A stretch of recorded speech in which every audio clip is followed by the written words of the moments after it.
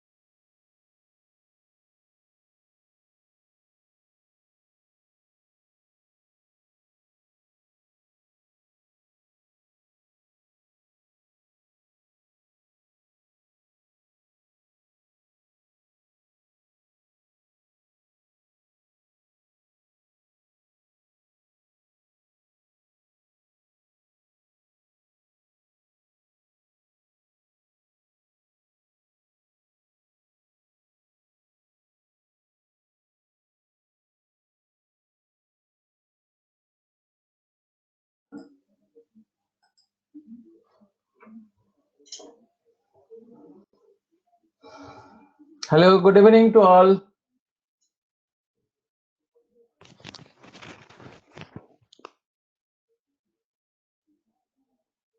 अच्छा, एक बहुत अच्छा सवाल आया, ऑर्गेनिक या इनऑर्गेनिक कौन ज्यादा आसान है?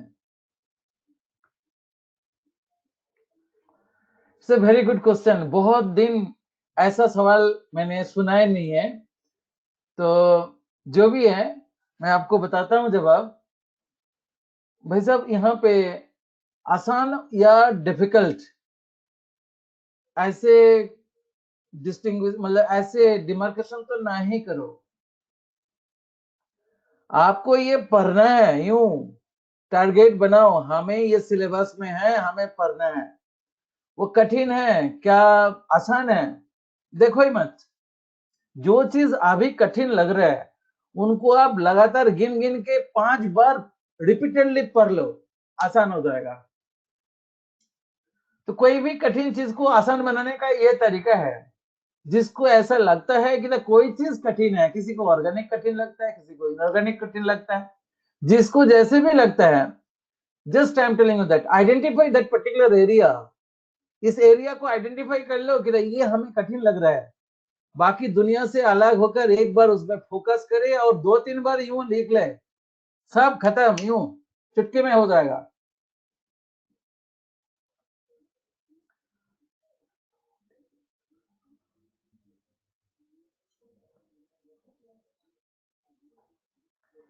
चले,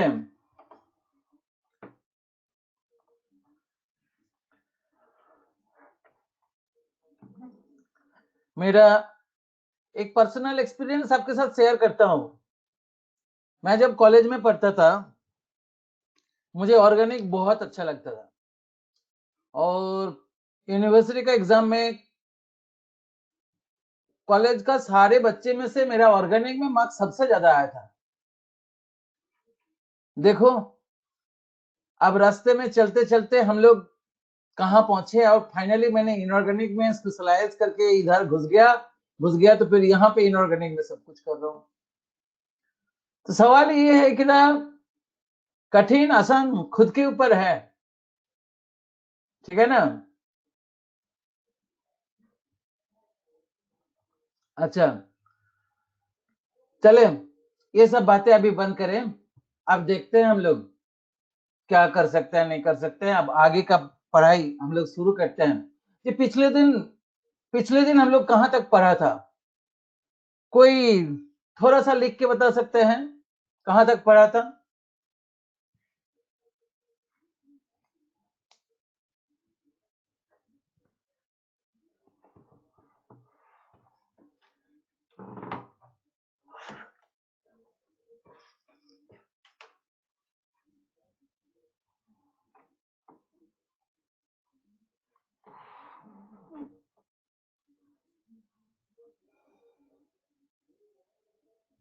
शेप्स देख लिए थे।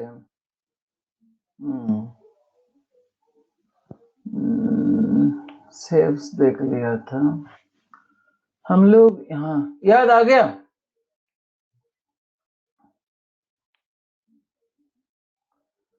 स्टेरिक नंबर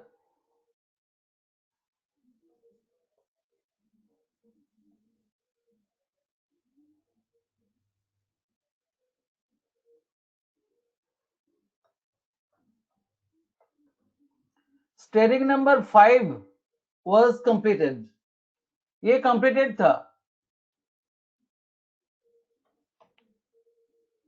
इनमें से possible q plus r by 2 जो होते हैं, what are the possible shapes was था, पॉसिबल शेप्स यहां से आते थे, वो हम लोग कंप्लीट कर चुका था। Now today we are going to start the steric number 6, right. Steric number 6 में possible q plus r by 2 का वैल्यू बता रहा हूं। This one you see here 6 plus 0, 5 plus 1, 4 plus 2 और 3 प्लस 3। आज के दिन में 3 प्लस 3 भी एग्जिस्ट कर रहा है। 3 साल पहले ये नहीं करते थे, अभी आ गया मार्केट में तो फिर पढ़ा रहा हूँ। ये एग्जिस्ट नहीं करता है। सिमिलरली 1 प्लस 5 ये भी एग्जिस्ट नहीं करता है, तो इन दोनों को हम लोग छोड़ देते हैं। ठीक है, ये बात। नाउ लेट अस सी भैया 6 प्लस 0, 6 प्लस 0 जी यहाँ पे आपको आएगा ऑक्टाहेड्रो, राइट। एग्जाम्पल की बात करूं, SF6, SF6, ठीक है। दिस वन SF6, TeCl6, ये सब एग्जाम्पल आएगा। And very comfortably we can draw here this kind of the structure, sulfur, fluorine, this one, right। same thing TeCl6, अंदर Te डाल दो, चारों तरफ क्लोरीन भर दो, राइट। एक बात आपको बताता हूं, ऑक्टाहेड्रल और स्क्वायर बाइपिरामिडल ये चलता नहीं है इतना ज्यादा। स्क्वायर बाइपिरामिडल, दिस वन, ठीक है। ये आपको हो गया। और एक आपको लिखता हूं यहाँ पे XeO6 4 माइनस, इनका देखो आपको बताता हूं, Xe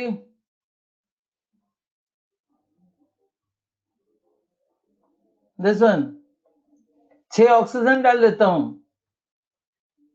ठीक है। ये एक बॉन्ड बनाएगा ऑक्सीजन, जिसमें चार्ज नहीं है 2 बॉन्ड बनाएगा, ठीक है। ये 2 बॉन्ड बनाएगा। अब क्वेश्चन ये आ रहा 4 नेगेटिव चार्ज, 4 नेगेटिव चार्ज चारों ऑक्सीजन के सर पे डालेंगे, तो फिर 2 ऑक्सीजन बचेगा डबल बॉन्ड के साथ। दोनों डबल बॉन्ड को हम लोग ऑपोजिट पोजीशन में डालूंगा टू मिनिमाइज द रिपल्सन। तो उस केस में आपको आएगा यहाँ पे एक नेगेटिव, यहाँ पे एक नेगेटिव, यहाँ पे एक नेगेटिव, यहाँ पे एक नेगेटिव, बस हो गया ये स्ट्रक्चर, ठीक है। This one is done. तो यहाँ पे आपको ध्यान रखना होगा वही बात कि हम लोग यहाँ पे double bond repulsion is greater than the double bond single bond repulsion, greater than the single bond repulsion। ये बीएससी थ्योरी का ही एक रूल है, बीएससी का ही एक रूल है। आगे तो बीएससी डिटेल में पढ़ूंगा बीएससी रूल, राइट। बीएससी का ही एक पार्ट है, तो इनके हिसाब से हम लोग यहाँ पे स्ट्रक्चर बनाया और देखने में वो ऐसा आया, ठीक है। ऑब्वियसली रेजोनेंस के कारण ये सब बराबर हो जाएंगे, राइट। इनका अगर हम लोग बॉन्ड ऑर्डर देखें, एक्सीओ, राइट, एक्सीओ बॉन्ड का bonds bond order will be over here, that is a 4 4 8,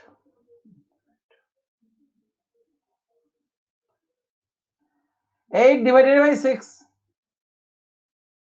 8 divided by 6 कितना आएगा?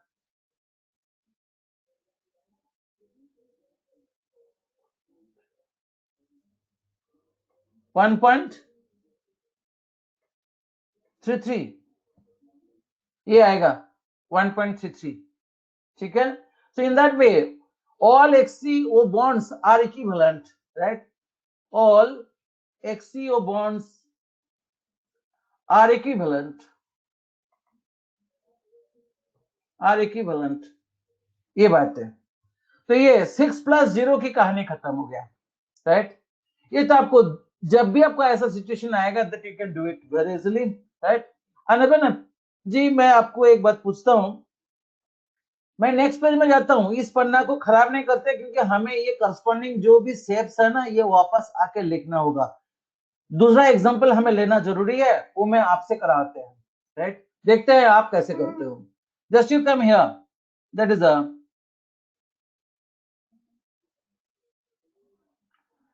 PCl6 माइनस, अल्लाह फिर ड्रॉ द स्ट्रक्चर। फाइनली मुझे ये दिखा दे कि नेगेटिव चार्ज किधर जाएगा। आप ड्रॉ करो, ड्रॉ करके मुझे समझाओ इधर नेगेटिव चार्ज किस में बैठाऊंगा, जल्दी करें।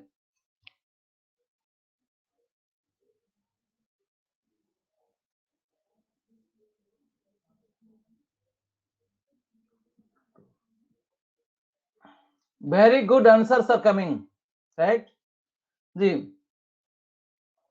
ये आएगा chlorine chlorine chlorine chlorine chlorine and chlorine जी। As a halogen surrounding atom can not carry the negative charge, तो फाइनली आपको यहाँ पे फास्फोरस पे जाएगा आपका नेगेटिव चार्ज, ठीक है। अच्छा वन थिंग, एक चीज मैं आपको बताता हूं, ध्यान से सुनना। अगर आपको पूछते हैं यहाँ पे in this process is there any coordinate bond,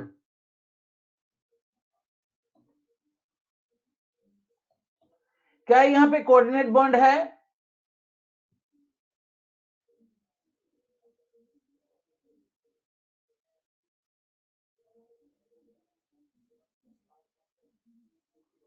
ज्यादातर का आंसर नो है, कुछ बच्चे यस लिख रहे हैं, मतलब दोनों तरफ डिवाइड हो गया, राइट। भाई साहब इसमें वन कोऑर्डिनेट बॉन्ड है,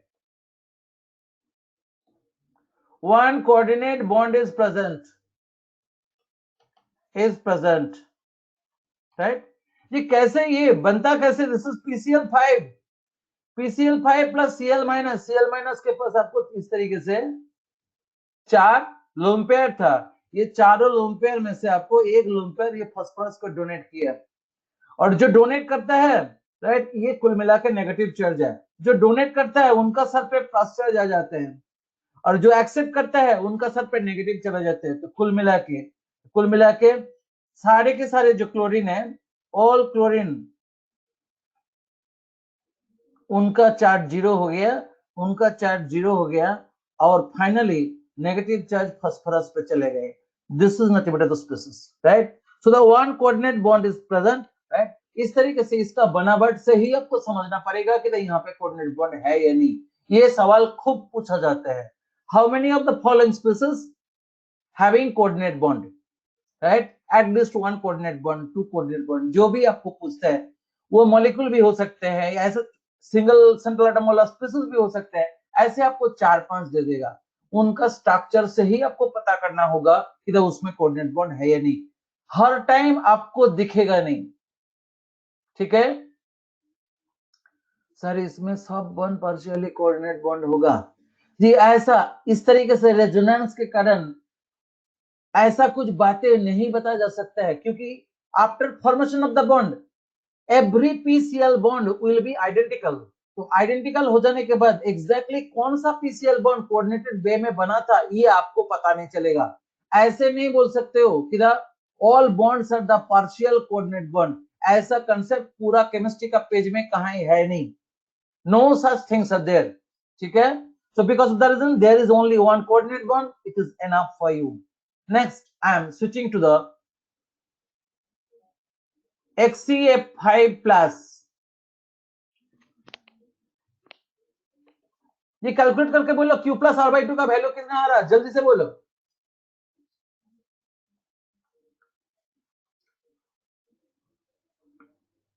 ओ भाई साहब कोई लिख रहा है wire is positive charge, Cl minus था नेगेटिव चार्ज, जब डोनेट किया एक पॉजिटिव चार्ज मिला के 0 हो गया, it is equivalent to charge 0 हो गया। आंसर आ गया यहाँ पे 5+1, हाइब्रिडेशन इज sp3d2। ठीक है, अब स्ट्रक्चर ड्रॉ करते हैं, स्ट्रक्चर ड्रॉ करते हैं। एक लोन पेयर है, लोन पेयर को नीचे की तरफ रखता हूं, ठीक है, और बाकी पांचों फ्लोरीन एटम है। Again hydrogen can not carry the positive charge और negative charge as a surrounding atom, इसके कारण, और मोर इलेक्ट्रोपॉजिटिव एटम भी है जेनन, तो फिर जेनन के पास पॉजिटिव चार्ज गया, ये आपको हो गया। और this is the square pyramidal,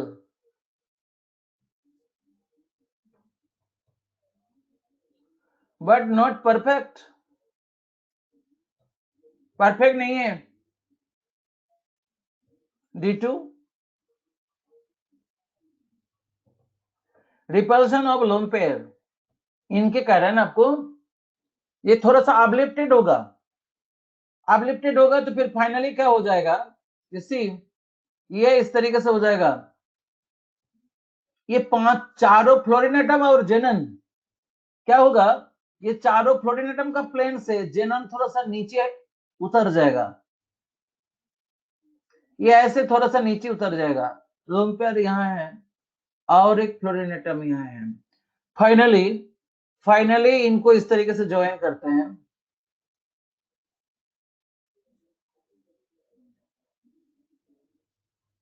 this one, finally ये हो जाते हैं।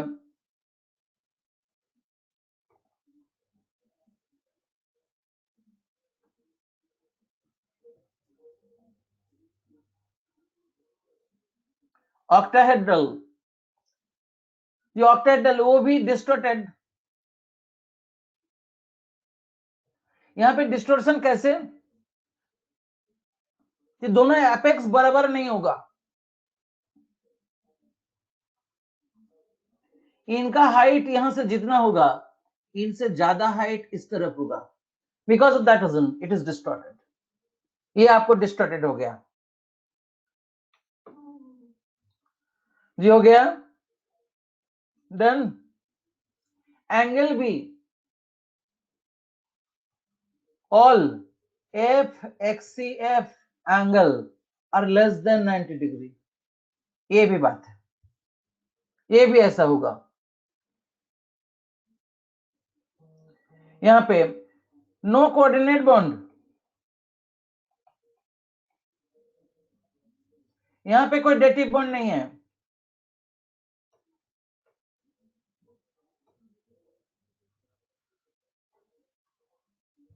ठीक है। देन हो गया,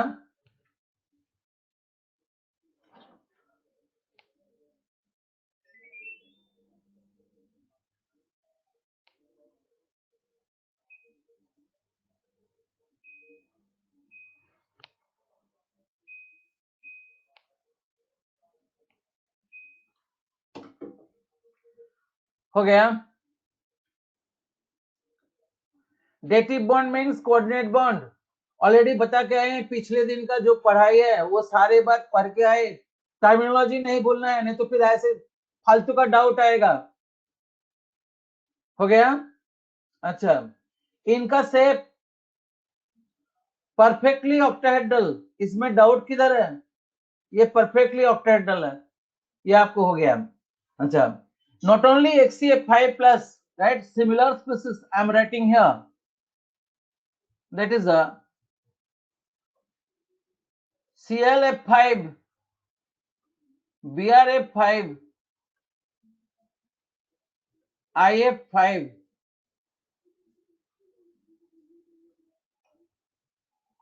all have same shape, all have same shape. ठीक है.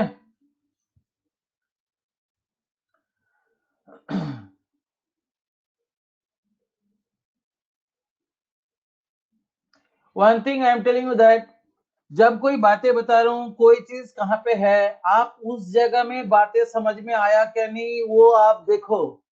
Unnecessarily don't you go for this kind of the doubts कि H2SO4 में कोऑर्डिनेट बॉन्ड है या नहीं, इसमें है या नहीं. आप अगर ऐसे डाउट पूछते रहोगे क्लास उसी में खत्म हो जाएगा. सो बेटर मैं जो बोल रहा हूं वो आपको परफेक्टली समझ में आया या नहीं, खाली उसी में टिके रहे. बाकी बातें जो कवर होने का है सिक्वेंशियली सब कुछ होता रहेगा. Unnecessarily don't you write hither and दिदर.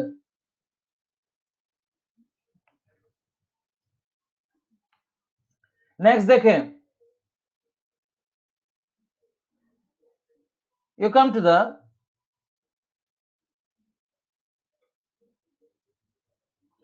XCF4.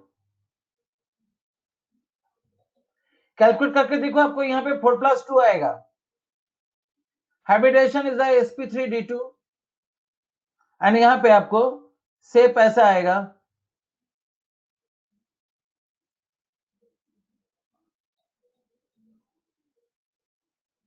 दो लोन पेयर को ऑपोजिट पोजीशन में डाल दिया. to minimize the repulsion. Final shape is square planar. Square planar. ठीक है. And the similar species you will be having over here.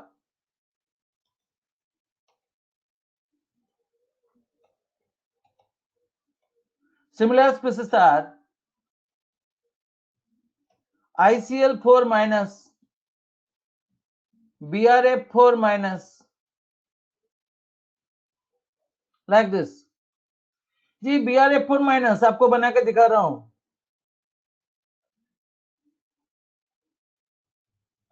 दो lone pair, fluorine fluorine fluorine fluorine.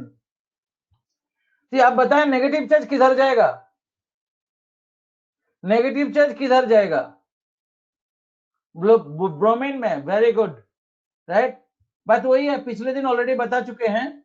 Similar discussion already have done. Fluorine can not carry. Halogen surrounding atom में रहते हुए neither positive charge carry कर सकते हैं nor negative charge carry कर सकते हैं. तो फिर जो भी जाएगा वो सेंट्रल एटम में जाएगा. तो कुल मिला के यहाँ पे आपको सेंट्रल एटम में आ गया. As usual again this one is also square planar. ये भी आपको स्क्वायर प्लेनर है. डन. ओके. अच्छा. Now one thing I am asking you भैया, थोड़ा सा अलग. XCOF4. All of you do it here.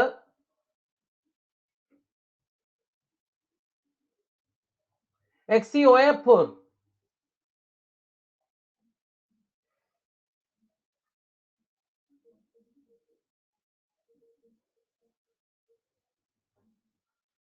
Obviously 5+1 hybridization is the sp3d2. That's true. इसके बाद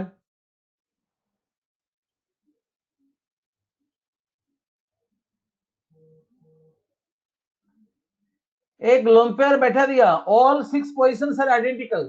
बैठा दिया. बैठाने के बाद हमें सोचना होगा यहाँ पे कि ऑक्सीजन को किधर बैठाएंगे. जी ऑक्सीजन डबल बॉन्डेड होएगा क्योंकि कोई चार्ज नहीं है. बाकी चारों आपको फ्लोरीन होगा, बाकी चारों फ्लोरीन को ये बैठाएंगे. This one is the correct structure. This is wrong structure. You see I am drawing here one more. यह लोन पेयर है, यहाँ पे ऑक्सीजन, यहाँ पे क्या कोई भी आपको ये चारों में किसी में भी आप ऑक्सीजन डबल बॉन्ड लगाते हैं तो ये गलत स्ट्रक्चर है. Right. Because lone pair double bond repulsion is almost equal to the double bond single bond repulsion. ये बात ऑलमोस्ट इक्वल होने के कारण practically no distortion is observed.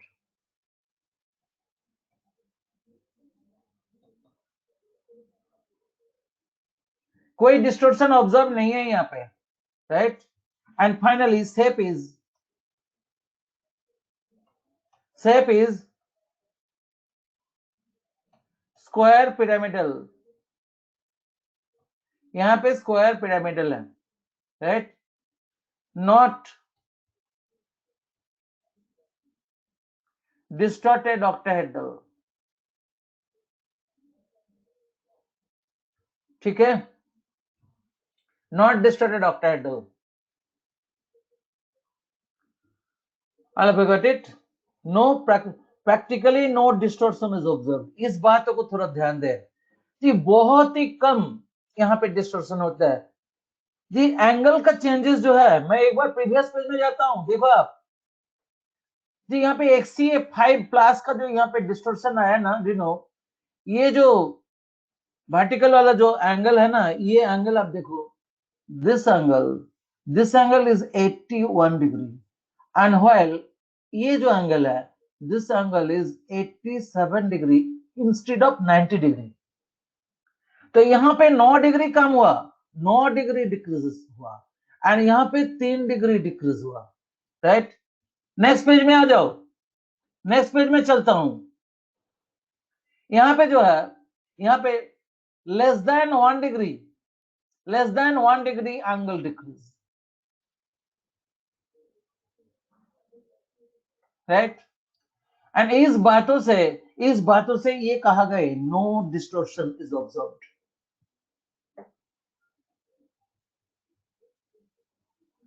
समझ में आ गया?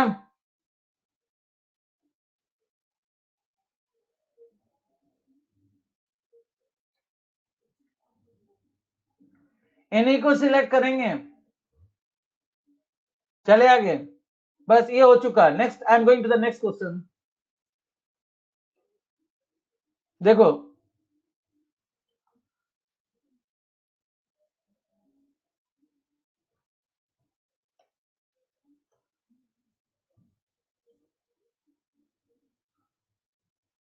XCF3 माइनस जी Q+R/2 का वैल्यूबल है. बैक पेज 3 सेकंड के लिए, जल्दी से.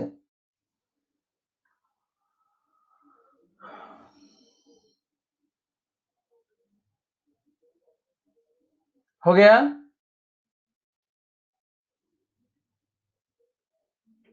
आगे चलता हूं जी. यहाँ पे 3+3 आ रहा है. All of you check it. Hybridisation sp3d2 again. किसी का 3+2 कैसे आ गया? 3+2 आ ही नहीं सकता है. कैलकुलेशन में मिस्टेक किया है आपने. वैलेंशियल इलेक्ट्रॉन फ्लोरीन का 7 होता है, 7 गुना 3. जेनॉन का 8 होता है. 21 + 8 + 1 नेगेटिव चार्ज, उसके कारण. उसके बाद आप कैलकुलेट करिए, 3+3 आ जाएगा पक्का. ठीक है? तो sp3d2. Now you come here.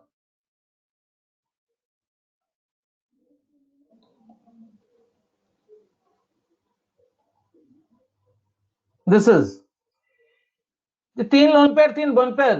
यहाँ पे बेंड्स रूल चलेगा नहीं, यहाँ पे बेंड्स रूल चलेगा नहीं. तो then what to do here? Just you see here, I can tell you. तो 2 लोन पेयर को बैठा देते हैं, 2 लोन पेयर को ऑपोजिट पोजीशन में बैठा देते हैं. बैठा दिया जी. और एक लोन पेयर बचा. एक लोन पेयर के लिए बाकी चारों जो पोजीशन है ऑल आर आइडेंटिकल. तो ऑल आइडेंटिकल, तो फिर बाकी क्या होगा? किसी भी एक में बैठा देता हूं. मैं इसमें बैठा दिया लोन पेयर, राइट? तो बाकी तीनों पोजीशन में तीनों फ्लोरीन जाएगा. बैठा दिया. नेगेटिव चार्ज अगेन जेनॉन पे जाएगा. Finally we are getting by your T set. ठीक है? अलग गॉट इट.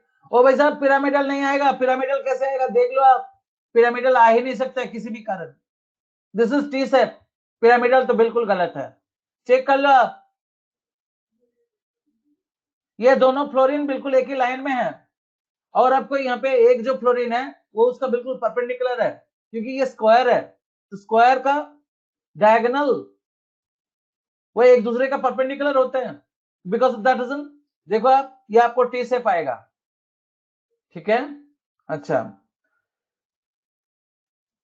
एक बात यहां पे लिख के रखो, molecule is dynamic, so shape is not fixed।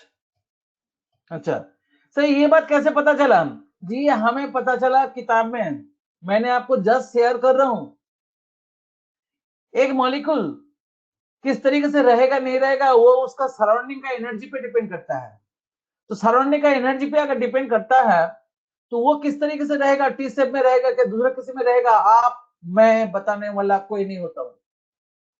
अच्छा, यहाँ पे कोई कोई एक्सियल पोजीशन ढूंढ रहा है, भाई साहब एक बार पुराना कॉपी में वापस चले जाएं। एक्सियल पोजीशन ऑक्टाहेड्रल ज्योमेट्री में एक्सियल इक्विटोरियल होते ही नहीं है, गलत सोच रहे हो। डायनामिक मींस जी स्टैटिक, मेरा फिंगर्स स्टैटिक है, अब डायनामिक है ऐसे। Hello got it? किसी ने पूछा what does it mean by dynamic? Dynamic मतलब मॉलिक्यूल कंटिन्यूअसली मूव कर रहा है, इस तरीके से डांस कर रहा है, ठीक है। And I am telling you भैया, there is a T shape, it is in dynamic equilibrium with the T shape with the Y shape, right? This phenomenon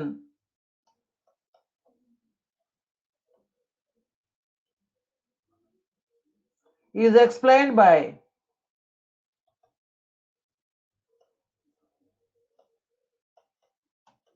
MOT beyond your scope। आप जितना MOT पढ़ोगे उससे भी बाहर है। सो और आगे कुछ पूछना ही नहीं है इनकी बारे में, और आगे कुछ पूछना ही नहीं है। एंगल वगैरह not observe, not given anywhere. एक बार आईआईटी जेईई में आया था, इस स्पीसीज में number of lone pair on central atom कितना है, ठीक है। वाई शेप कैसे, वाई शेप कैसे कैनॉट बी एक्सप्लेन, मैंने बता दिया यहाँ पे, एमओटी से एक्सप्लेन होगा, इसके बारे में और कुछ नहीं बताऊंगा, कुछ ना पूछे। मैं आपको बता रहा हूं, जितना आपको सवाल पूछा जा सकता है वो इतना है कि इसका सेंट्रल एटम में लोन पेयर कितना है, और मैक्सिमम इनका शेप, अगर वाई शेप सॉरी, अगर आपको यहाँ पे टी शेप के बारे में अगर पूछे तो फिर इतना ही। आपका जितना थ्योरी पढ़ाए गए उनके हिसाब से यहां तक एक्सप्लेन है, यहां तक एक्सप्लेन है, राइट। उसका नीचे का जो बातें लिखा है आपने सुन लिया, यही बहुत बड़ी बात, इनसे ज्यादा आपको नहीं चाहिए, ठीक है। आगे चलते हैं जी, this part is over, I am going to the previous page. एक बार वो टेबल को पूरा करना है जी, जल्दी से, अगर कोई लिख रहा है तो जल्दी से लिख के खत्म करे, मैं आपको 30 सेकंड देता हूं, जल्दी करें।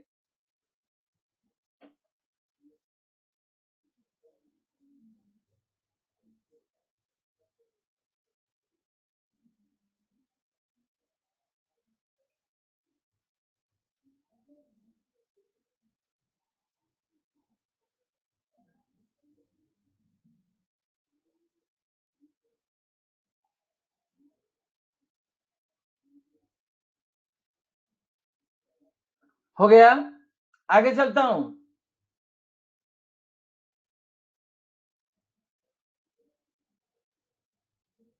अब यहां पे आ जाता हूं, 5+1, finally what have you got it? 5+1, that is a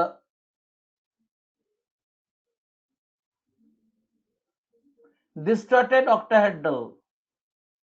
और कोई स्पेशल केस था जिसमें आपको स्क्वायर पिरामिडल आ रहा था, राइट, वो अलग कहानी है। इन जनरल तो डिस्टॉर्टेड ऑक्टाहेड्रल है। 4+2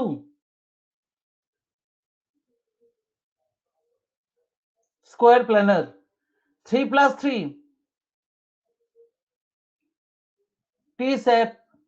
कोई कोई यहाँ पे बोल रहा है सर बेन टी शेप वगैरह वगैरह, जी ठीक है, लोन पेयर का इफेक्ट यहाँ पे ना ही लेते हैं, जहां पे मॉलिक्यूल खुद ही डांस कर रहा है वहां पे उनका कौन सी शेप तुम बता दोगे? ओनली टी शेप, चाहे बेंड टी शेप हो क्या नॉर्मल टी शेप हो, जो भी है, can be explain by the basic theory. Only that particular moment में टी शेप जो आते हैं that can be explain by it, इनसे ज्यादा और कुछ नहीं। कुल मिला के ये चार, these are the four different kinds of the shapes can be obtained when steric number for a particular central atom is 6। यहां तक बातें आपको हो चुका। नेक्स्ट, आगे बढ़ता हूं।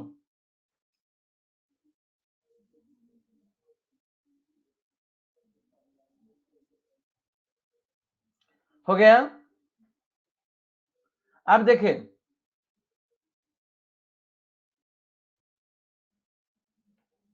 now I am coming to the steric number 7। यहां पे q प्लस r बाई 2, इनका पॉसिबल वैल्यू जो है 7 प्लस 0। एक ही एग्जांपल है IF7, कैलकुलेट करके देखो।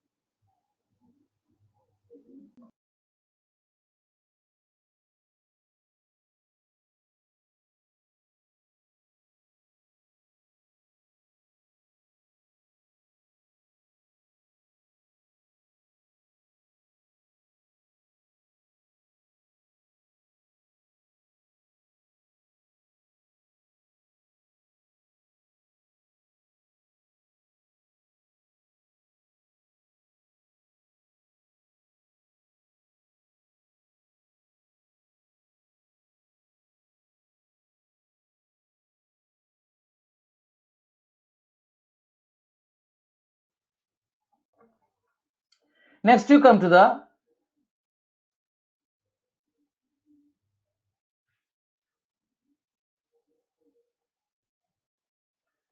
six plus one, another is the 5 plus 2। ठीक है? अच्छा, 6 प्लस 1 की कहानी थोड़ी देर बाद में करते हैं, फिलहाल हम लोग 5 प्लस 2 में जाते हैं। यहाँ पे एग्जांपल देखो आप,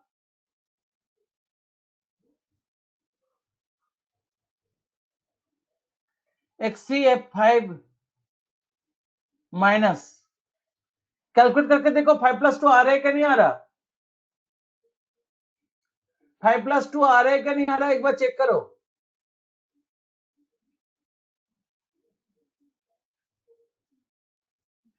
ओ भाई, 3 प्लस 3 में एक ही मॉलिक्यूल अभी तक एग्जिस्ट कर रहा।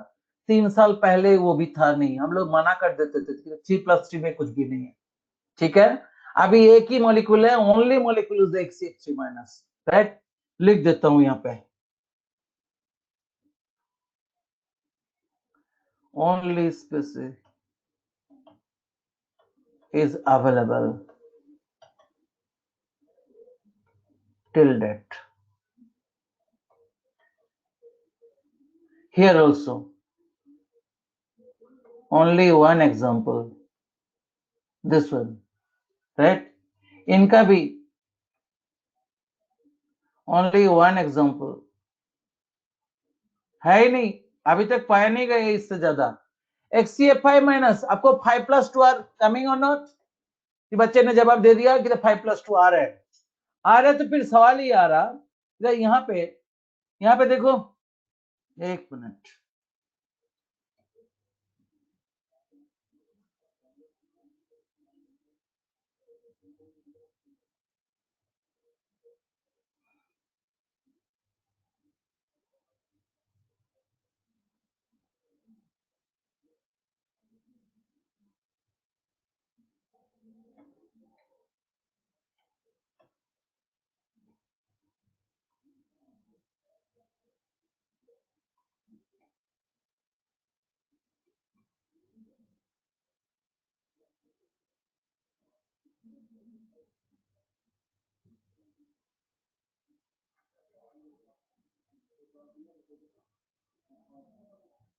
here,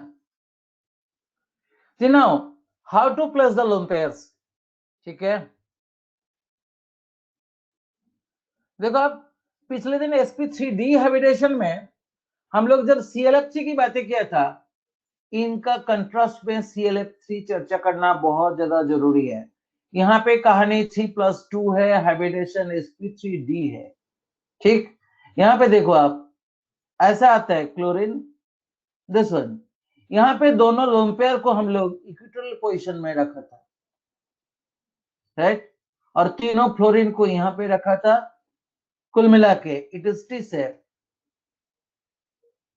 ये टी सेप है, राइट। जी यहाँ पे कोई बोलेगा सर लोन पे रिपल्सन मिनिमाइज करने के लिए आप दोनों एक्सियल चुन लेते हैं, उनका 180 में रिपल्सन सबसे कम आता, राइट, एंड वो काम यहाँ पे कर रहा हूं। देखो आप यहाँ पे दोनों लोन पेयर को यहाँ पे बैठा रहा हूं, राइट, और बाकी पांचों फ्लोरीन को यहाँ पे कर रहा हूं,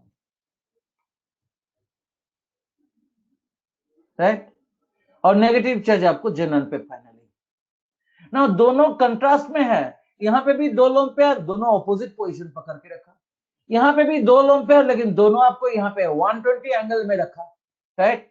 सो how it is both are correct, दोनों ही करेक्ट कैसे, राइट, इस बात को समझना जरूरी है।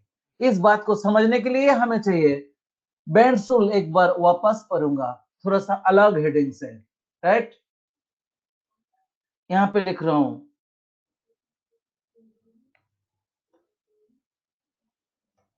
how to explain this contrast, ये कंट्रास्ट को कैसे एक्सप्लेन करते हैं, राइट। यहां पे दोनों लोन पेयर ऑपोजिट पोजीशन में,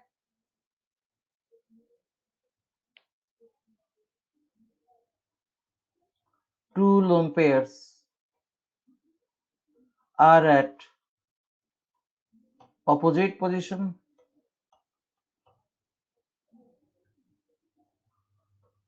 here two lone pairs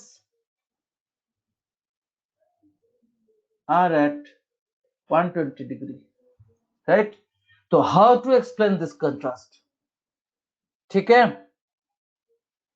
अच्छा इधर मत लिखो, लिख लिया रे, क्या बिल्कुल नहीं दिख रहा है क्या? यहाँ पे तो दिख रहा है,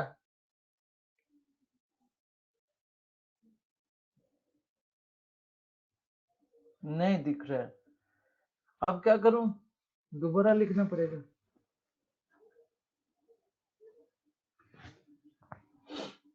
दिख रहा है सर, दिख रहा है, दिख रहा है, दिख रहा है, बोल रहा है, ठीक है भाई साहब।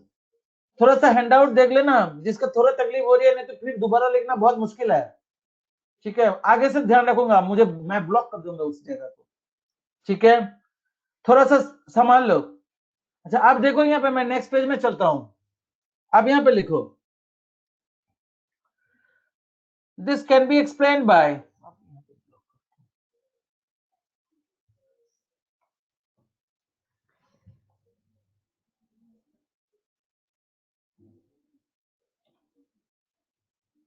this can be explained by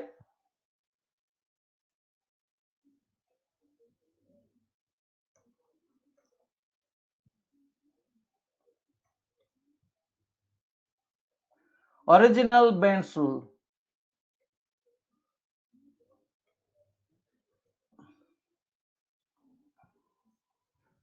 ठीक है।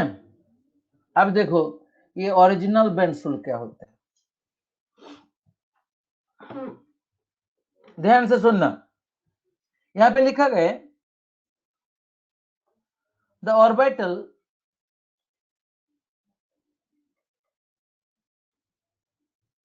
occupying more space around central atom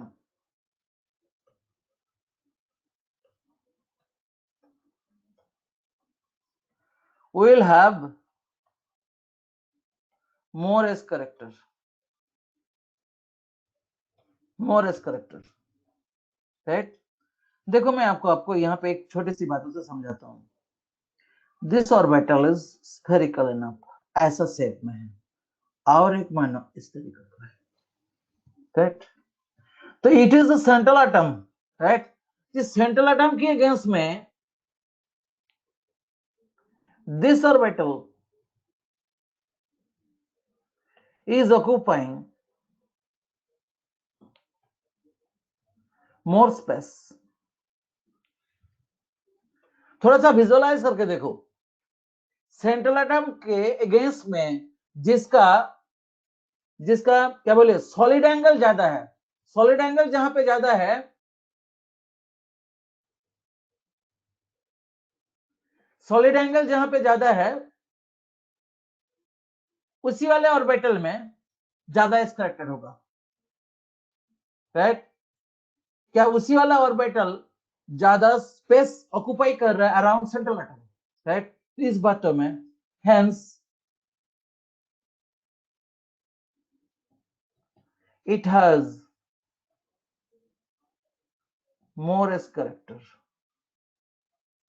it has more s character. ठीक है, अब देखो आपको बताता हूं, ध्यान से सुनना। एक TBP geometry,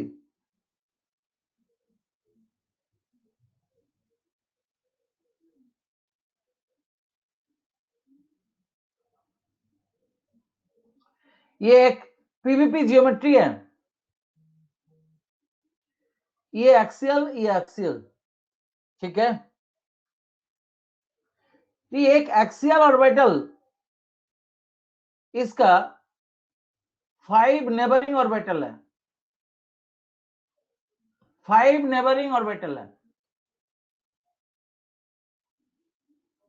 eight 90 degree, all सारे के सारे आपको 90 डिग्री में है। लेकिन एक इक्वेटोरियल ऑर्बिटल की बातें करें, राइट? 4 नेबरिंग ऑर्बिटल,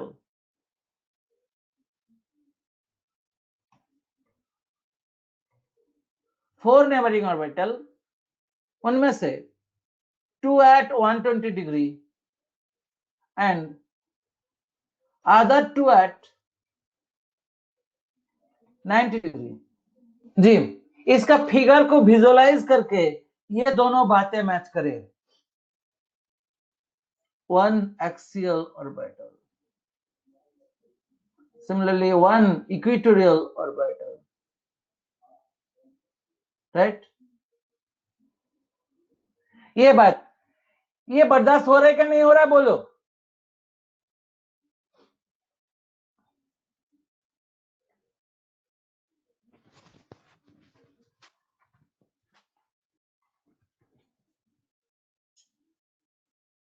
एक मिनट, एक गलती हुई मुझसे।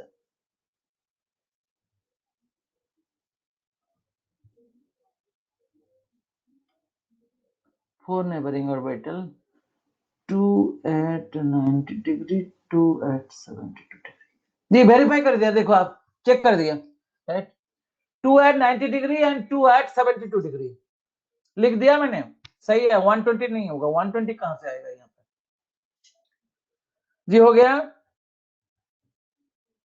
लिख दिया। देखो आप, मैं बोल रहा हूं एक पीवीपी जियोमेट्री में, पीवीपी जियोमेट्री इस तरीके का होता है, एक एक्सियल ऑर्बिटल यहाँ पे है, एक्सियल ऑर्बिटल से पांचों neighbouring orbital all are at 90 degree, तो फिर ये एक्सियल ऑर्बिटल को सेंट्रल एटम की चारों तरफ में ज्यादा स्पेस मिल रहा, right?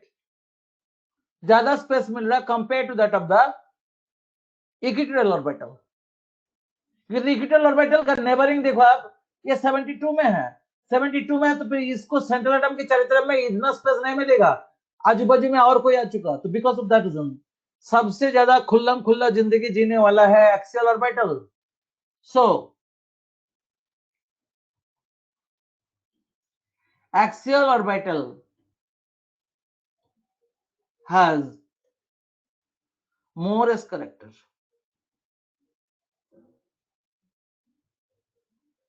and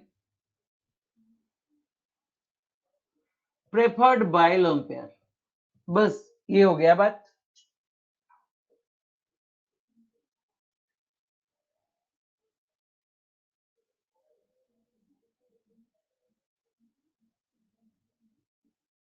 preferred bye long pair, इस बातों में इस बातों में हम लोग यहाँ पे वापस प्रीवियस पेज में चलता हूं। इस बातों में हम लोग यहाँ पे लोन पेड डाला, दिस इज दिस वन, ठीक है ना, ये हो गया बात।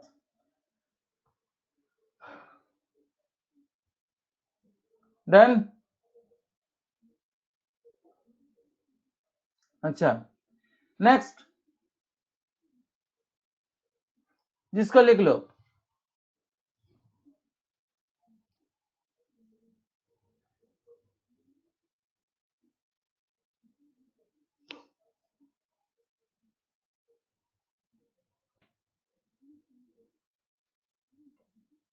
ये जो बात है ना, यहां पे मैं लिखता हूं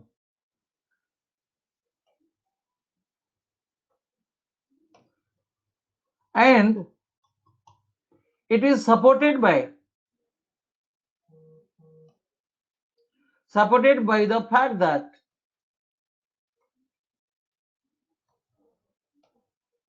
in IF5, sorry, in IF7, DIF axial is less than that of the DIF equatorial.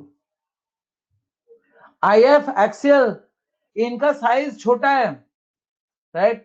भाई साहब एक काम करते हैं, इनको ऐसा लिखता हूं, D axial plus radius of the fluorine less than that of the D equatorial plus radius of the fluorine. ये रेडियस ऑफ द फ्लोरिन दोनों साइड से काट दो आप, काट दिया, तो फिर D of axial is less than that of the D of equatorial.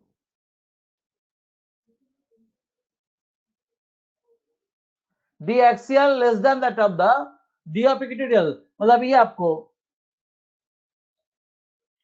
Orbital length order PVP geometry, in PVP geometry, right. ये पीवीपी ज्योमेट्री में आपको ये एक्सियल ऑर्बिटल छोटा होता है लेंथ में compare to that of the equatorial orbital. D is indicating length, right? D indicating length, यहां पे लिख दिया ना orbital length order, orbital length order, right. ये ऐसा आ रहा, मतलब क्या कि कोई ऑर्बिटल में एक बार पहले 2-3 दिन का पहले क्लास में मैंने ये बता चुका, कोई ऑर्बिटल में अगर एस करेक्टर ज्यादा होता है orbital becomes bulkier and shorter, और किसी ऑर्बिटल में पी करेक्टर डी करेक्टर ज्यादा होता है तो फिर वहां पे मैंने बोला था it will be becoming longer and thinner, right. अब देखो यही बात यहाँ पे बताया, यही बात यहाँ पे बताया, यहाँ पे परसेंट एस करेक्टर ज्यादा है, परसेंटेज इज मोर, तो मोर तो फिर क्या होगा, ये छोटा हो जाएगा, ठीक है। परसेंटेज एक्सियल ऑर्बिटल में ज्यादा है, मतलब ये साइज में छोटा हो जाएगा, तो छोटा हो गया, ये प्रैक्टिकली प्रूफ भी तो दिया आपको यहाँ पे। IF7 में IF axial bond length is less than that of the IF equatorial bond length, इस बातों से ये प्रूफ हो रहा है, it is the proof, experimental proof of it, this one is done. जी हो गया, हो गया, आगे चलता हूं।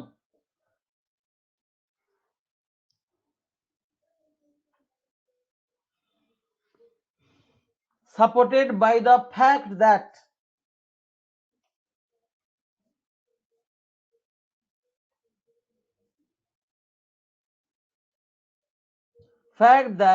in IF7 DIF axial less than DIF equatorial, बस पूरा हो चुका। आगे चलो, अब देखते हैं जी ये ओरिजिनल बेंज रूल से CLFC को कैसे एक्सप्लेन कर रहा, चलते हैं।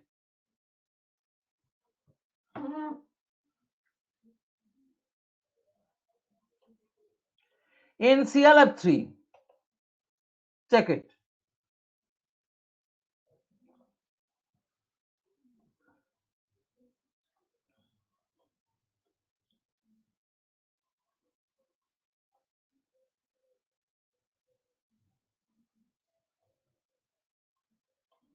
जी, दोनों लोन पेयर इक्विटोरियल में क्यों?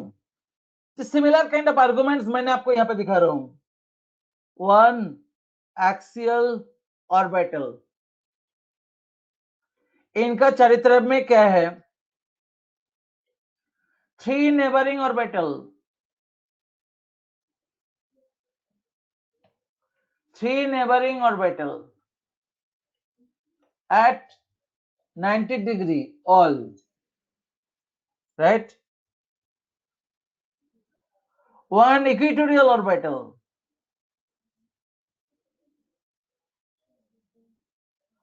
one equatorial orbital, इनका चरित्र में क्या है? To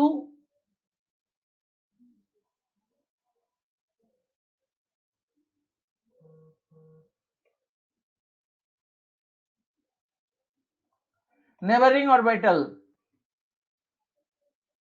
at 90 degree and other two at 120 degree.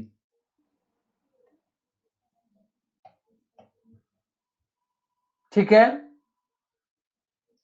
इस चक्कर में क्या हो रहा है?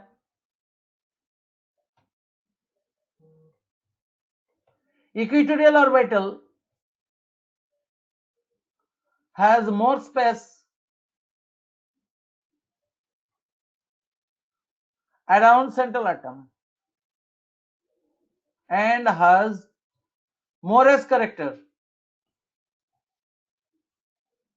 तो ऑटोमेटिकली छोटा होगा।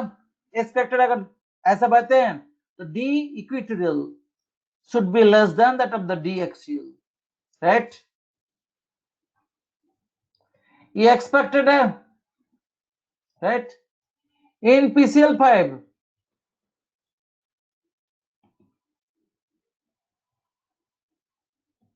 ऑब्जर्व, क्या ऑब्जर्व है?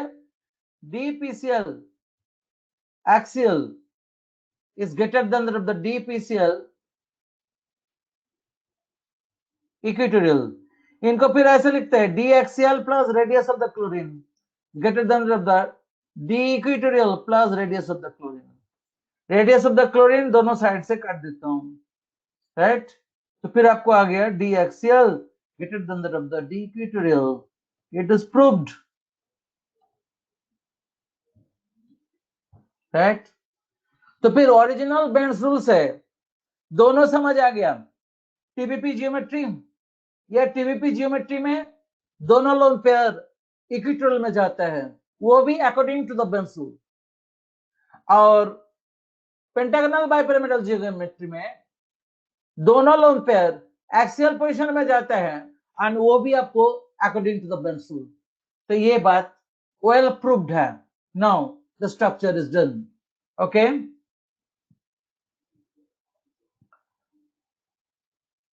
जल्दी लिख के खत्म करो, मैं एक बार पीछे का पेज में जाऊंगा।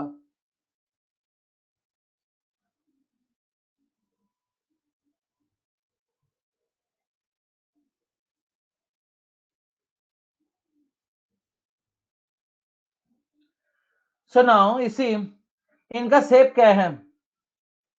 XCF5 माइनस इसका शेप क्या है?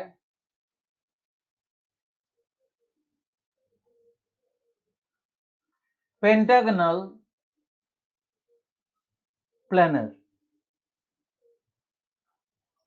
पेंटागोनल प्लेनर, ठीक है? Again, only one example I am writing you here. It is only one example. पूरा इनऑर्गेनिक के अंदर में अभी तक इसका एक ही एग्जांपल है, जहां पे जो जो ओनली वन लिखा वो सारे एक एक का ही है और कुछ नहीं है।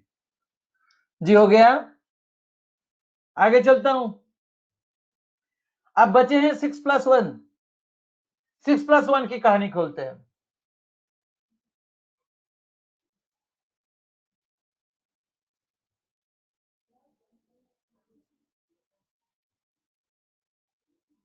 अब देखो,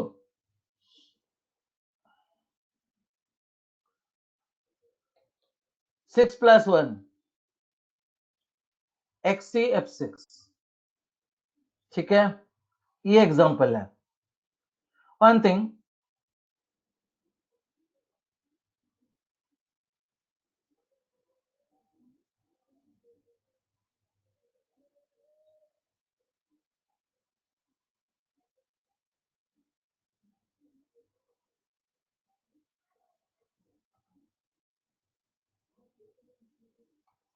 this one. So you see here,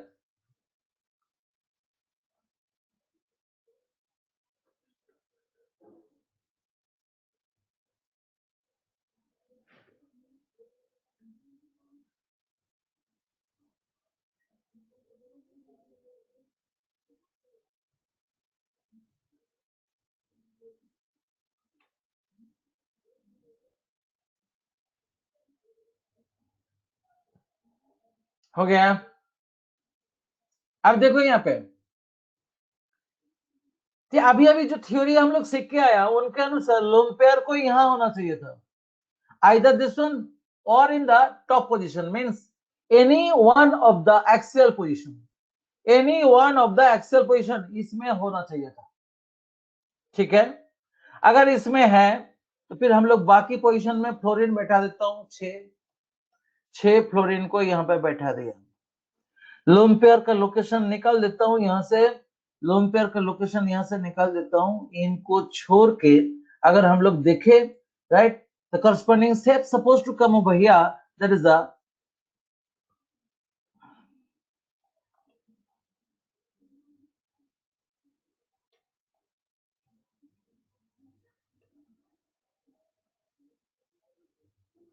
pentagonal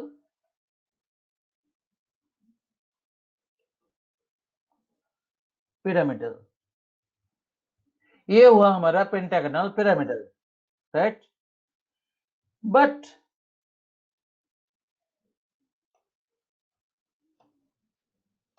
in reality no such shape is observed, ऐसा कोई शेप ऑब्जर्व नहीं हुआ। तो फिर, राइट, तो what is the observe shape? And observe shape is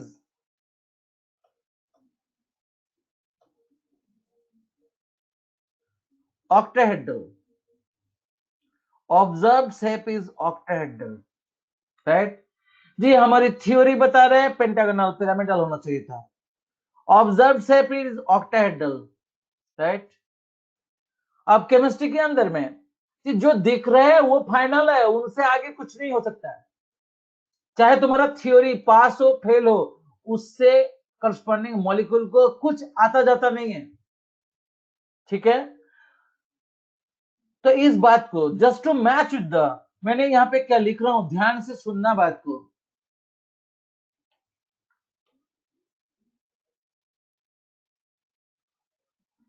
just to match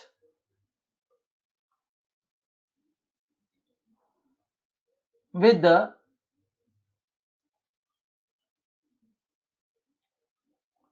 observed shape, lone pair is placed at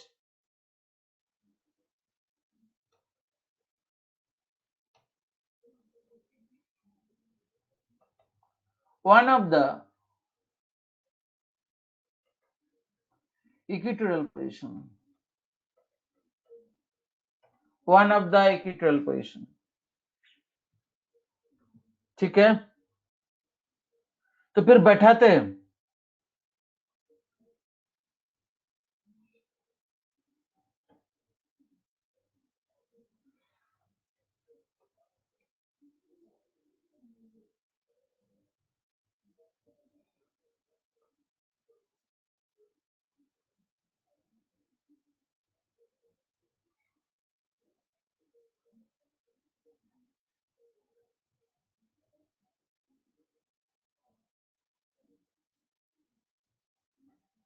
loan pair को यहां बैठा दिया,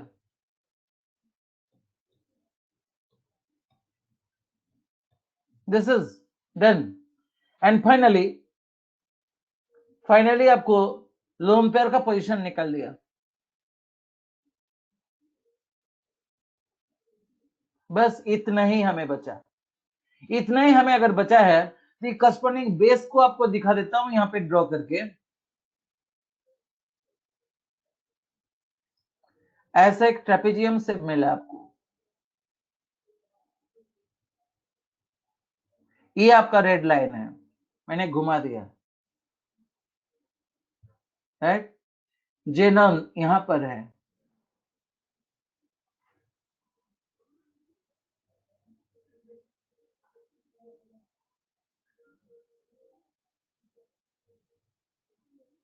यहाँ पे एक फ्लोरीन, यहाँ पे एक फ्लोरीन, यहाँ पे एक fluorine, this one, right.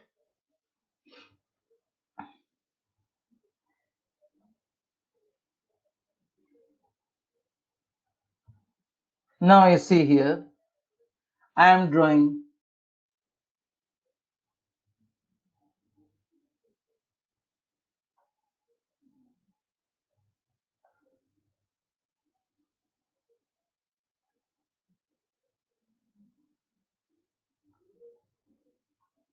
now you see, you have got it 8 faces,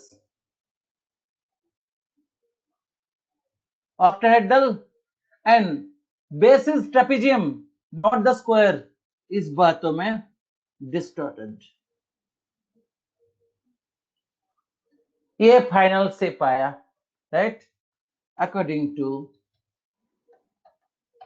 BSEPR theory.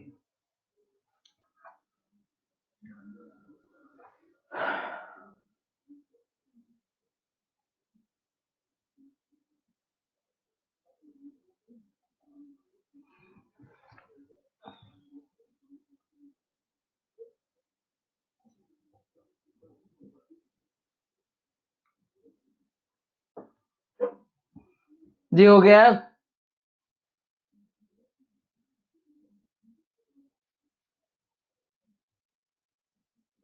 Done.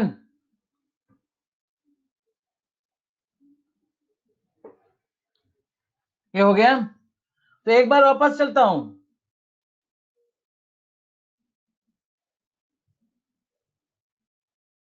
6+1 बचे हुए थे, यहां पे लिख देता हूं, this is the distorted octahedral, ठीक है। अब देखो सिमिलर मॉलिक्यूल्स कौन कौन ऐसा शो करते हैं, इनके बारे में बात करते हैं।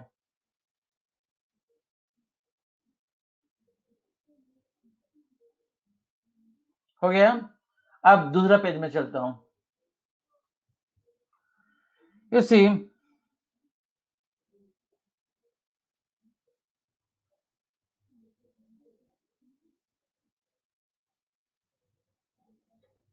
IF6 minus also has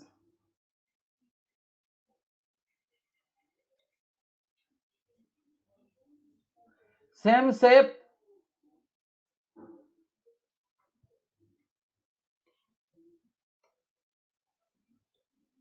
like XCF6, but problem it is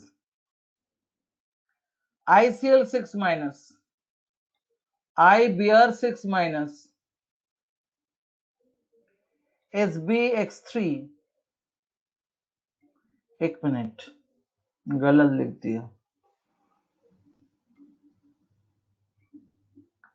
X6 3 minus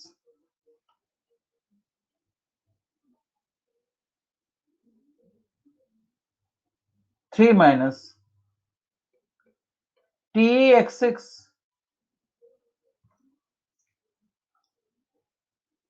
2 minus,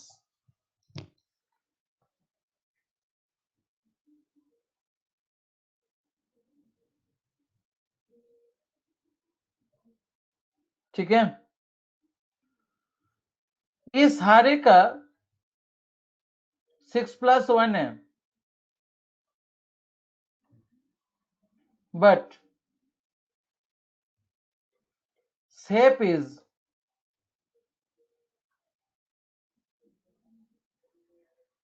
regular octahedral,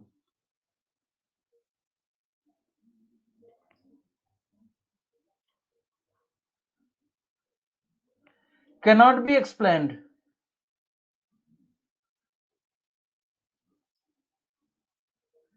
by this theory of hybridization and VSEPR theory. इससे ये बात समझ नहीं आएगा। वैसे एक बात आपको बताता हूं, हो सकता है पिछले साल आप सुने होंगे कुछ कहानी, stereochemically active S orbital, stereochemically inactive S orbital वगैरह वगैरह। जी ये सब आपका सिलेबस में नहीं है, वो सब इसी में ही इन्वॉल्व है। उस कहानी के हिसाब से again F6 is to be expand, ठीक है। सिमिलरली उस कहानी के हिसाब से ये सब एक्सपेंड होती है, ये हमारा स्कोप की बाहर है। I will not go into that one. अगर कोई सुने हैं अच्छा है, वो भी एक्सप्लेन नहीं करेंगे, कोई नहीं सुने हैं उनको भी सुनने का जरूरत नहीं है। जहां तक जरूरत है, एक बार इनका सेफ पूछा था, राइट। इनका एक बार जेई मेन ऑनलाइन एग्जाम काफी पहले, राइट, इसमें एक बार इसका सेफ पूछा था। आपको इतना ही बताना है, regular oblique perfect octahedral, octahedral, बस आपको इतना बताना है, इनसे ज्यादा आपको कुछ नहीं चाहिए, ठीक है। ICL7 एग्जिस्ट नहीं करता है, ओनली IF7 एग्जिस्ट करता है। Shape of ClF5 is very similar to that of the IF5 and XCF5 plus, that is a distorted octahedral। हो गया, so this part is done to you। अच्छा, बीच में किसी ने, लड़का ने पूछा था PF5 में भी क्या एक्सियल बॉन्ड लेंथ ज्यादा होगा वगैरह वगैरह। आई am coming next into that one. मैंने जानबूझ के ही वहां पे छोड़ा था क्योंकि कंटिन्यूटी रखने के लिए, जो पढ़ा रहा हूं वो पढ़ा के खत्म करे पहले, उसके बाद उसमें जाऊंगा। I am coming into this next, let us C.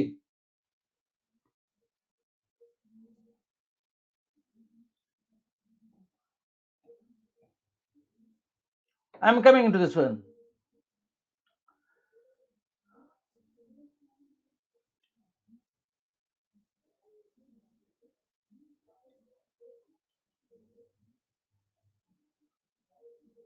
According to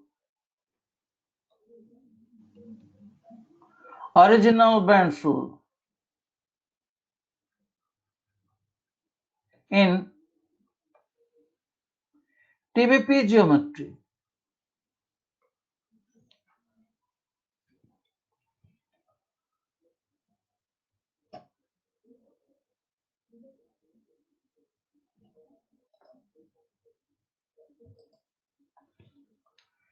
according to the original Benz rule in TBP geometry, अभी अभी हम लोग कह के आया DMX axial is greater than DMX equatorial, right. ये कहां कहां वैलिड है, right.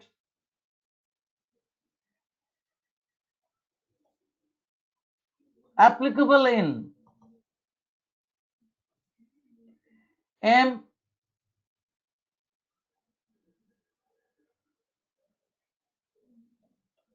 X5 type of molecule, जहां पे M is phosphorus, arsenic, antimony, and X equals to fluorine, chlorine, bromine, iodine नहीं है।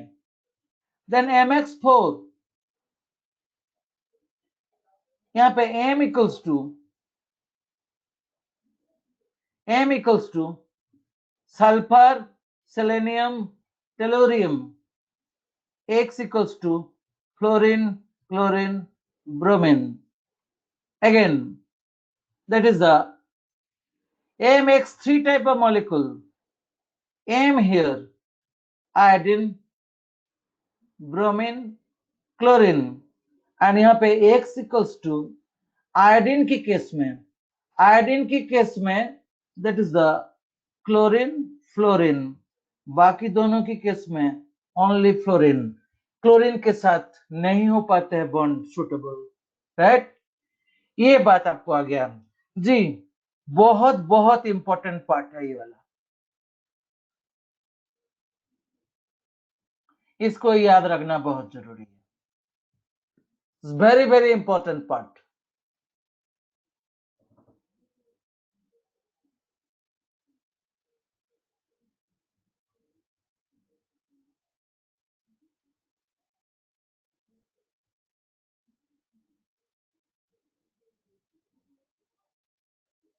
IF7 में मैंने क्या लिखा? IF7 में मैंने पीवीपी नहीं लिखा क्या? पीवीपी होना चाहिए, मतलब पीवीपी ही तो होता है। पीवीएस पे चेक करता हूं एक बार।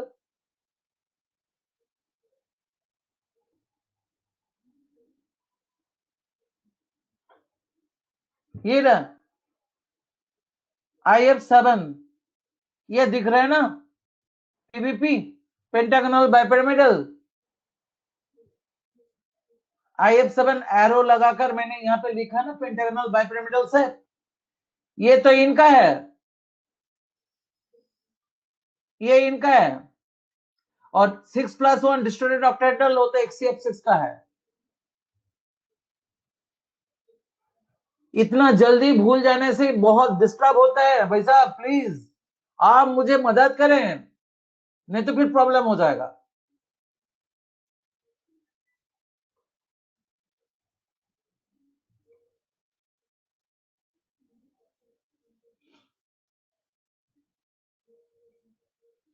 जी हो गया ये वाला पोर्शन, ये रेड लाइटेड जो पोर्शन आपको दिखाया, this is very very important to us, ठीक है।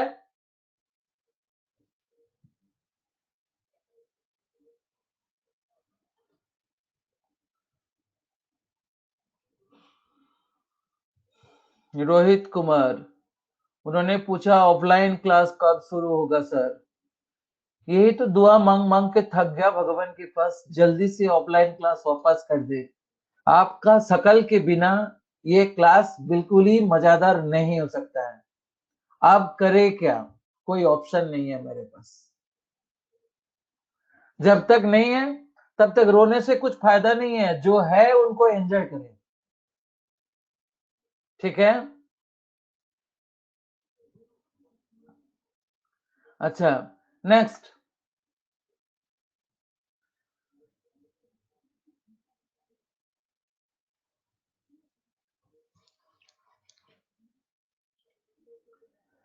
आगे देखें।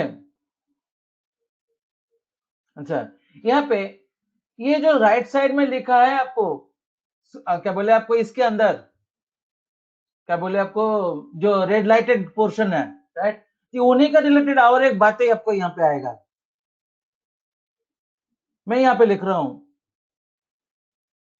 नेक्स्ट पेज में चलता हूं।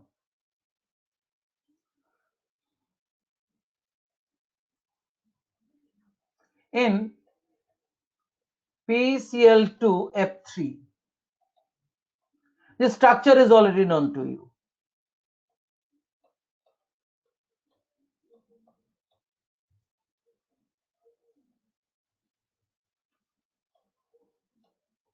This one कर लिया। This one, in this case as you see here, ध्यान से देखिए कुछ स्टेटमेंट में लिख रहा हूं, DPF axial is greater than DPF equatorial, DPCl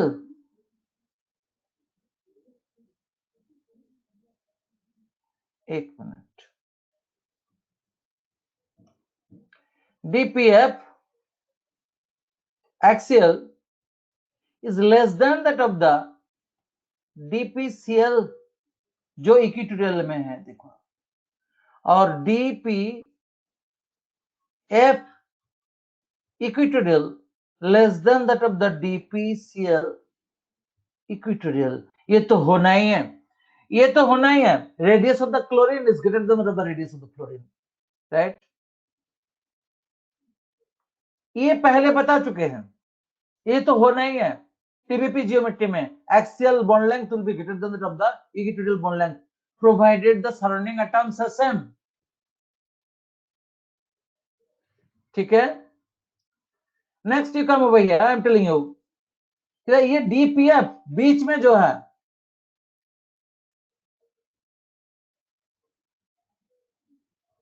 इनको थोड़ा सा डिटेल यहां पे डिस्कस करता हूं। इनको लिखता हूं इस तरीके से,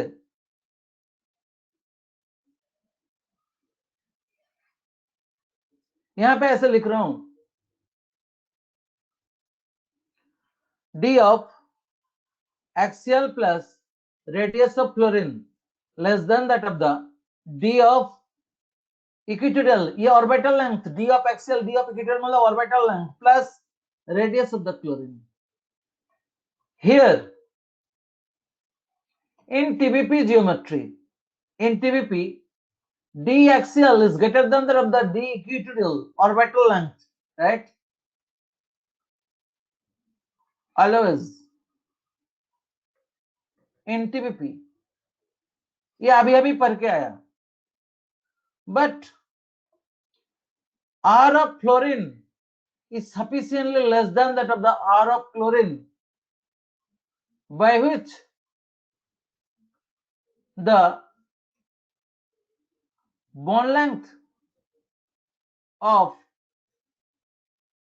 PCl is greater than that of the PF, ये हो जाता है। इस बातों में ये एक्सप्लेन्ड है यहाँ पे, राइट? ये क्यों करेक्ट है, व्हाई इट इज करेक्ट, इनका एक्सप्लेनेशन आपको यहां पर है, आप देख लो।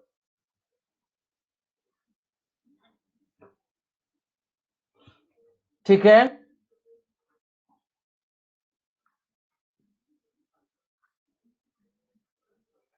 This is enough,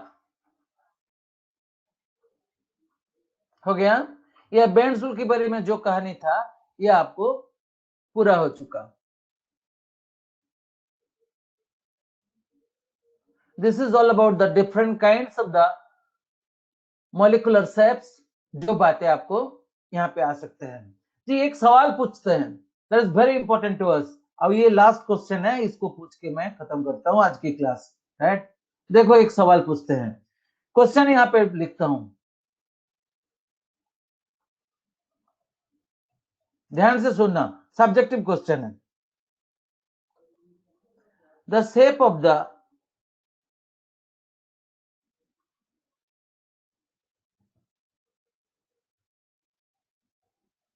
molecule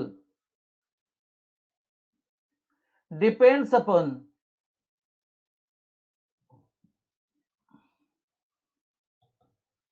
state of hybridization of central atom. Statement is true or false?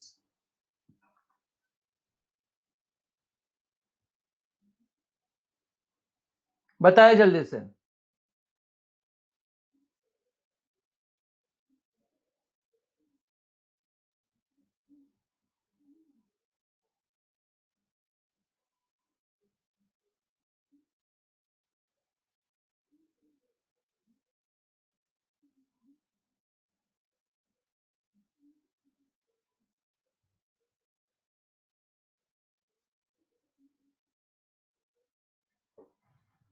देखो मैं आपको बता रहा हूं जी, बहुत सारे बच्चे लिखा है, बहुत सारे बच्चे ट्रू लिखा, बहुत सारे बच्चे फॉल्स लिखा, ठीक है जी। दिस स्टेटमेंट इज फॉल्स, ये हमारा करेक्ट आंसर है, ठीक है जी। शेप ऑफ द मॉलिक्यूल और जियोमेट्री बात बराबर का है, ठीक है ना? शेप ऑफ द मॉलिक्यूल कोई थ्योरी पे डिपेंड नहीं करता है। This state of hybridisation is nothing but a theory. इनसे हम लोग shape of the molecule explain करते हैं, राइट। जब हैबिटेशन की थ्योरी नहीं आए थे, उनका पहले भी मॉलिक्यूल का शेप थे, क्योंकि मॉलिक्यूल उसका पहले से गुजर रहा, ठीक है। सो दैट्स व्हाई, तो फिर किस पे डिपेंड करता है, राइट। इस शेप डिपेंड करता है मॉलिक्यूल का सराउंडिंग्स का एनर्जी पे, ठीक है। The shape of the molecule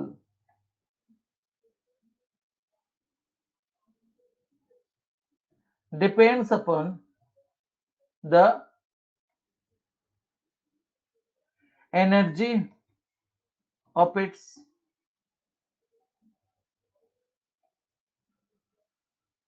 surroundings, इस पे डिपेंड करता है। Just you think about it. आपको बहुत भीड़ वाली ट्रेन में क्या हालत होती है, और एकदम खुल्लम खुल्ला में आपका क्या बॉडी का शेप रहता है। इसी तरीके का बात है, right.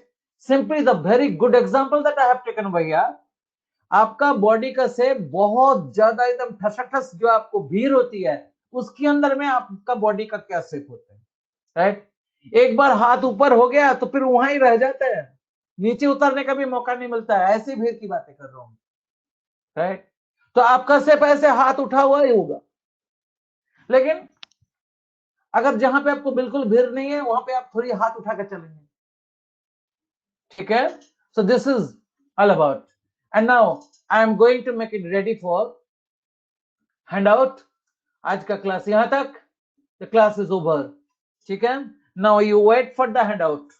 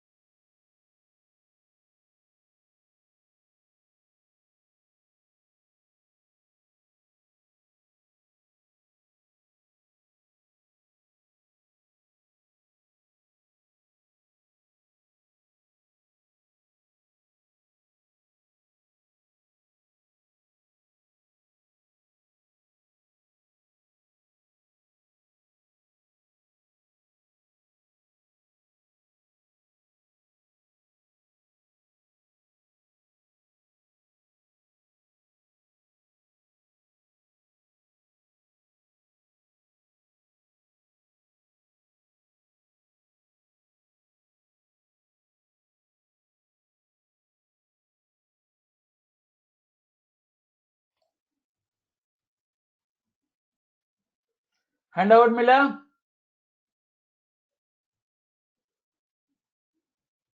Okay, thank you very much.